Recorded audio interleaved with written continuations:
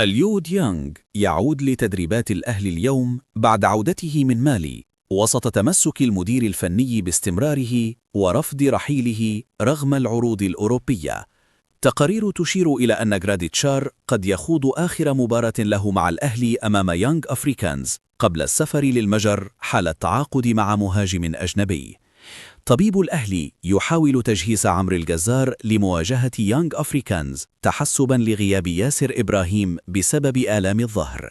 الأداء المميز لخالد صبحي مع المنتخب يعيد الحديث داخل الأهلي عن إمكانية التعاقد معه لدعم الخط الخلفي.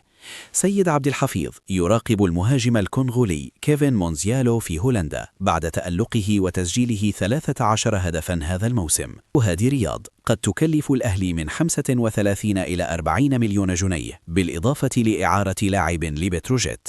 شبيبة القبائل الجزائري يفك حظر القيد ويستعد لتدعيم صفوفه بقوة قبل مواجهة دور الأبطال.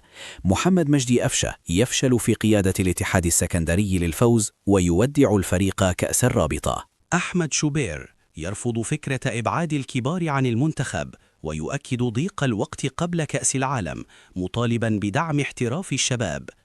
فارس عوض ينفي الإساءة لمنتخب مصر ومحمد صلاح بعد الخروج الإفريقي.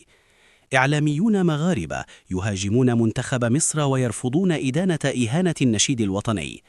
هاني أبو ريدة يؤكد استمرار حسام حسن وجهازه حتى كأس العالم المقبل. شوبير يشيد بتألق نجله ويؤكد أنه يستحق الثقة. ضغوط مغربية على الكاف لمعاقبة إبراهيم حسن بسبب تصريحاته. طلعت يوسف يشيد بصفقة مروان عثمان المتوقعة للأهلي ويرى أنه أفضل من جراديشار ومحمد شريف. دفاع من اتحاد الكرة عن محمد صلاح والتأكيد على إخلاصه للمنتخب. صلاح يعلن استعداده للمساعدة في ملف مزدوجي الجنسية. هيثم عرابي ينتقد تصرفات الجهاز الإداري والإعلام المغربي وإدارة الأزمة. محمد رمضان يؤكد أن تصرف حسام حسن فردي ولا يمثل مصر.